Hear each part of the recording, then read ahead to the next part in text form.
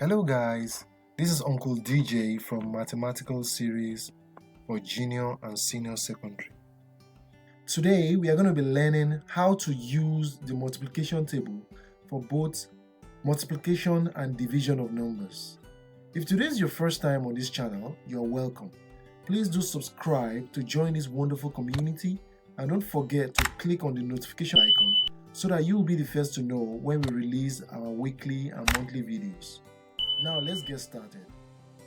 The 20 by 20 multiplication table can be used to calculate the product of two numbers, and also it can be used to calculate the division of two numbers. It normally comes in very handy to use this multiplication table whenever we do not have a calculator available or you're not allowed to use a calculator in the examination hall. This is what a 20 by 20 multiplication table looks like. We have 20 numbers on the column and 20 numbers on the row. That's why it is called the 20 by 20 multiplication table. Now, with this multiplication table tool, we can try to work on some multiplication task. The very first one we have here is 12 times 11. How do we solve this problem? What we do, immediately you see this problem, is you trace 12 from the top, then you trace 11 from the side, and where those two lines meet gives you the answer. In this particular case, these two lines meet over here. So what it means is that 132 is our answer. So 12 times 11 equals 132. Now let's do 9 times 8. First you trace 9 from the top, and you trace 8 from the side, and where the two meet is our answer, which is 72. So 9 times 8 is equals to 72. Now let us work on the third question. 17 times 19. To do 17 times 19, you look for 17 from the top, you trace it down, and you trace 19 from the side, and where the two lines meet gives you our answer, 323 as our final answer. So 17 times 19 equals 323. So based on these examples that we have already done, let us try to work on these ones by ourselves. So you take this one home and try to do the answers yourself using the 20 by 20 multiplication table. 14 times 18 gives us what? 19 times 8 gives us what? 20 times 16 gives us what? So write your answers in the comment section. I'll check it out. Now let us try to work some examples on division. This same multiplication table, this same 20 by 20 multiplication table can be used for the purpose of division too. So let's have a couple of examples so that we will know exactly how to use this multiplication table for division. So the very first question is 132 divided by 11. How do we solve this kind of a question? First of all, what you do is you trace 11 from the side and look for the number 132.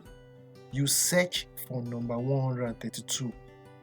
So from the side, you look for 11 and try to look for 132. Can we find yes? Yes, we can find 132. Okay, on getting the value 132, what do? We trace it up.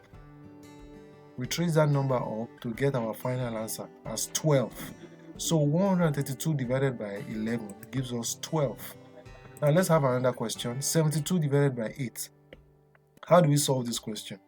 First, all we have to do is search for 72 on line 8. How do we do that? We search for 72 on line 8. Can we find it? Yes, we can. 72 is found. So what do? We trace it up to get our final answer as 9. So 72 divided by 8 gives us 9 as our final answer. Let's work one more example on division. Now, 323 divided by 19. How do we solve this? You look for line 19 and try to look for the number 323. Let's do that. Okay. Can we find? Yes, we can find 323. So when we get this number, what do? We trace it up to get our final answer as 17. So 323 divided by 19 gives us 17 as our answer. So before I proceed or go further, I would like to tell you that there's a very big relationship between division and multiplication. Having 132 divided by 11 giving us 12 means 11 times 12 is equal to 132. 132 divided by 11 gives us 12, right? In division. It is the same thing as 11 times 12 gives us 132. That's to tell you that there's really a relationship between division and multiplication. 72 divided by 8 gives us 9. What this means is that 8 times 9 gives us 72. 323 divided by 19 gives us 17. This means 19 times 17 gives us 323. So there's a big relationship between division and multiplication. Know this. So there are some times that you want to divide a number. When you divide them, the number is not, we don't get a whole number. You might have a remainder. So let us try to work some division questions that has remainder in them. The first question we have here is 132 divided by 11. So now, like we did here, let us try to find 135 along the line 11. Now let's search for 135 along the line 11. What do we find? We don't find 135, but we saw a lower number 132 and a higher number 143. So in this kind of a case that we don't find this number, what do?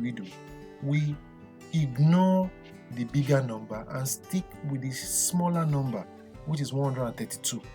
So now that we are sticking with 132, what do? We trace it up, and what do we get? We get an answer 12.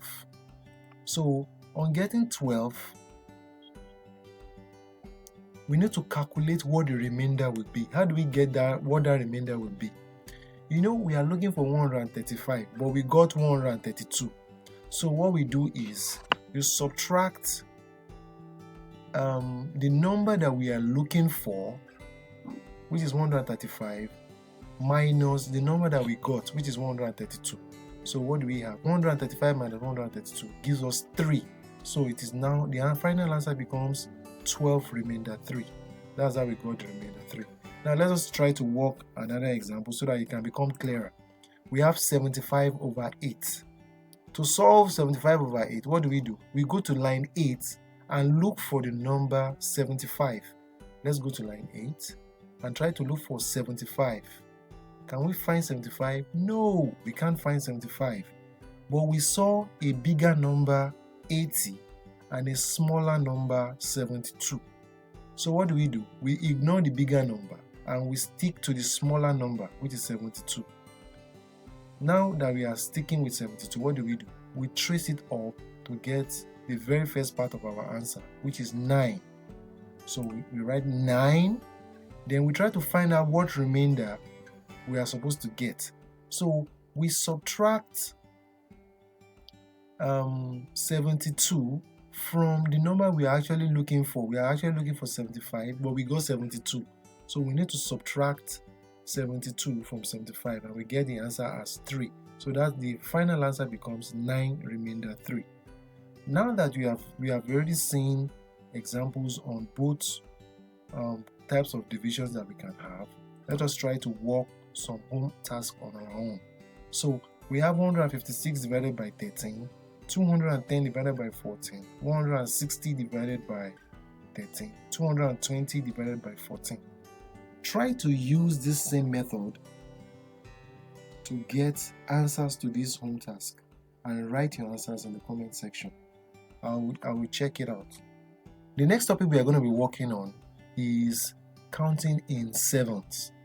In that particular video, on that particular lesson, I'm going to be sharing the answers to these home tasks that we had in this section so that you'll be able to know how correct you are. So before we now start working on that particular section, so I'll be looking forward to seeing you in that lesson. Thank you very much for listening and do have a great day. Thank you.